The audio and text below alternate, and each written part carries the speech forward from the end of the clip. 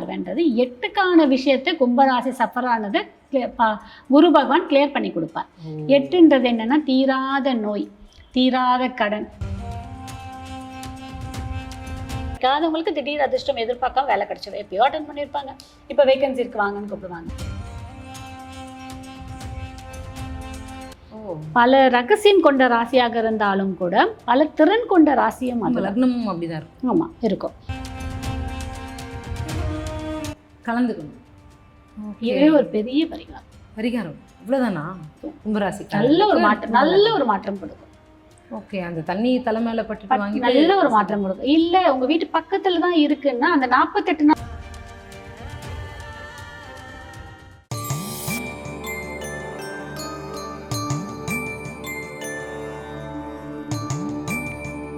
வணக்கம் வணக்கம் மேம்.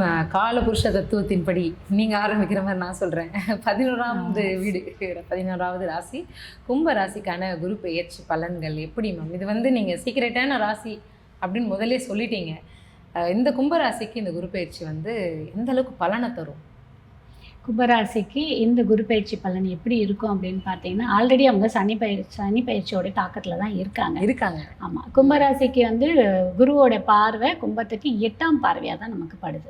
நல்லது அது இல்லை, 8ஆம் பார்வை எப்படி நல்லது நமக்கு 5, 7, 9ஆம் பார்வை தான் நல்ல பார்வை. 11 கூட ஓகே. பட் ஆனால் 8ஆம் பார்வைன்றது 8க்கான விஷயத்தை கும்பராசி சஃபர் ஆனது குரு பகவான் கிளியர் பண்ணி கொடுப்பார்.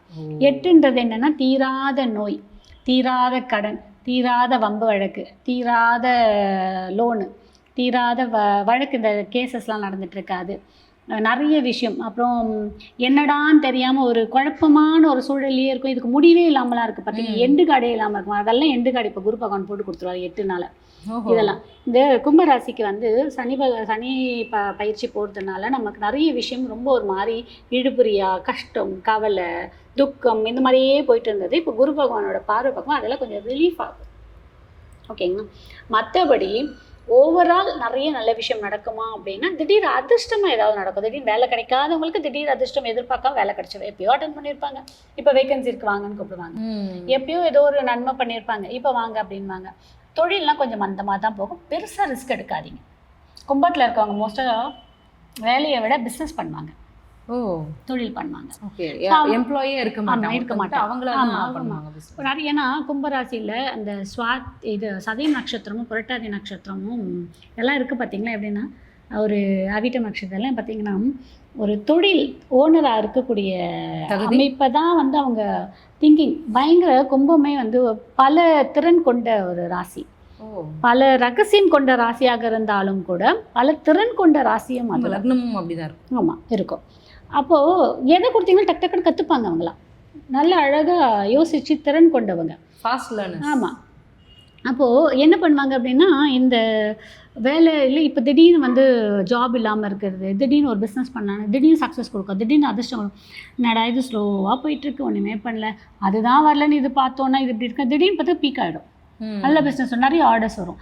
அதிர்ஷ்டம் திடீர்னு தான் வருமே தவிர ரொம்ப நீங்கள் எஃபெக்ட் போட போட கிடைக்காது. பட் பொறுமையாக இருங்க, நல்லதே நடக்கும். அடுத்தடுத்து வரும்போது குரு பயிற்சி, ராகு கேது பயிற்சியெல்லாம் மாறும்போது உங்களுக்கு ஒரு நல்ல மாற்றத்தை கண்டிப்பாக கொடுக்கும். ராகு இப்போ உங்களுடைய கும்பத்திலேயே ராகு பகவான் வந்து அமர்ந்துட்டு கொஞ்சம் ஒரு மாதிரி டென்ஷன் கொடுக்கக்கூடிய காலமாக தான் இருக்குது. அதெல்லாம் சரியாயிடும்.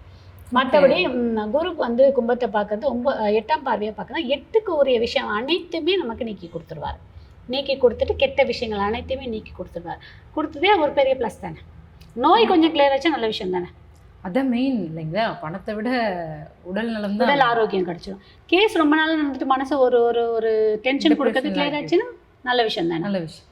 அந்த மாதிரி கடன் கொஞ்சம் ரொம்ப நாள் இழுபறியில் இருக்குன்னா திடீர்னு ஒரு பணம் வந்து அடைப்போம்ல, அந்த மாதிரிலாம் வந்துச்சுன்னா நல்ல விஷயம் தானே. ஸோ அந்த விஷயத்தெல்லாம் குரு பகவான் நல்லது பண்ணி கொடுப்பார். பட் ஓவரால் குரு பகவான் ரொம்ப இல்லாமல் ஒரு 60% 65% உங்களுக்கு ஒரு நல்ல ஃபேவர் பண்ணக்கூடிய இடத்துல தான் இருக்காரு. பயன்படுத்திக்க கண்டிப்பாக. இப்போ இந்த ஒரு குரு பெயர்ச்சி பீரியடில் மட்டும்தான் இந்த விஷயங்கள்லாம் நடக்கும். இதெல்லாம் வந்து தவிர்க்கவே வேண்டாம். இந்த மாதிரியான விஷயங்கள்லாம் வந்தால் கொஞ்சம் ஏற்றுக்கொள்ளுங்கள் அப்படின்ற விஷயங்கள்லாம் எப்படி இருக்குது? இப்போ லைக் வந்து ஒருத்தவங்க லவ் பண்ணியிருக்க மாட்டாங்க, இன்னும் லவ் பிரேக்கப் ஆகிருக்கும், வீட்டிலேருந்து பார்த்து ஒரு பொண்ணு பார்த்து வச்சுருப்பாங்க, அது கல்யாணம் பண்ணிக்காமல், இந்த மாதிரி ஒரு சுச்சுவேஷன்ஸ் இந்த மாதிரிலாம் கேட்குறேன். இல்லை ஒரு ஜாப் ஆஃபர் திடீர்னு வரதை ஏற்றுக்கொள்ளலாமா இல்லை வேண்டாமா? இல்லை, ஏற்றுக்கணும், கண்டிப்பாக ஏற்றுக்கணும். ஏன்னா திடீர் அதிர்ஷ்டம் எது வேணாலும் வரும். சரி, ஏற்றுக்கணும் ஒன்று. ரெண்டாவது, இவங்க எதுலலாம் ரொம்ப கவனம் அப்படின்றது வேணும்னு பார்த்தீங்கன்னா, பேசுகிற வெளியாகட்டும், வீடாகட்டும், நண்பர்களாகட்டும், யார்கிட்டையும் ஒரு அஷூரன்சி கொடுக்காதீங்க. எதுவுமே வாக்குறுதின்னு சொல்கிறோம் பார்த்தீங்கன்னா, அஷூரன்சி கொடுக்காதீங்க. அந்த மாதிரிலாம் கொடுத்தீங்கன்னா மாம்பழம் மாட்டிப்பீங்க. அதே மாதிரி யாருக்கும் முன்ஜாமீன் நிற்காதீங்க, ஒரு கேரண்டி சைன் போடாதீங்க, இதிலெல்லாம் பண்ணாதீங்க. இப்போ அரசாங்க சார்ந்த விஷயம் இல்லை டெண்டர்ஸ் இல்லை ஏதாவது ஒரு விஷயம் வருதுன்னா அதில் கொஞ்சம் கவனத்தோடு செயல்பாடு பண்ணுங்க. இல்லைன்னா ஏதாவது வம்பளை போய் மாட்டக்கூடிய காலமாக இருக்கும்.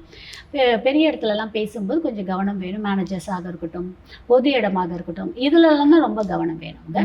வண்டி வாகனத்தில் கவனம் வேணும், வண்டி ஓட்டும்போது கவனம் வேணும், பொது இடத்துக்கு போகும்போது ரொம்ப கவனம் வேணும். சில முக்கியமான விஷயம்னா இதெல்லாம் ரொம்ப கவனம் வேணும். அதே மாதிரி உடல்லுமே சின்னதாக ஏதாவது ஒரு விஷயம் இருக்குன்னா உடனே போய் டாக்டரை பார்த்து கொஞ்சம் இது பண்ணிக்கலாம், அசால்ட்டாக இருக்காதீங்க. ஓகே. ஸோ இந்த மாதிரி விஷயம் வயிறு சார்ந்த பிரச்சனை கண்டிப்பாக ஏதாவது கொடுக்கும், அதெல்லாம் கொஞ்சம் கவனம் வேணும். ஓகே. உடல் நலத்தில் வந்துட்டு இந்த மாதிரியான பிரச்சனைகள்லாம் இருக்குது, அதெல்லாம் கவனம் பண்ணிக்கலாம் அப்படிங்கிற ஒரு விஷயம். அண்ட் இந்த குழந்தைகள் அப்படின்னு சொல்கிறது வந்துட்டு கும்பராசிக்காரர்களுக்கு எப்படி இருக்கு குழந்தை பாக்கியம்?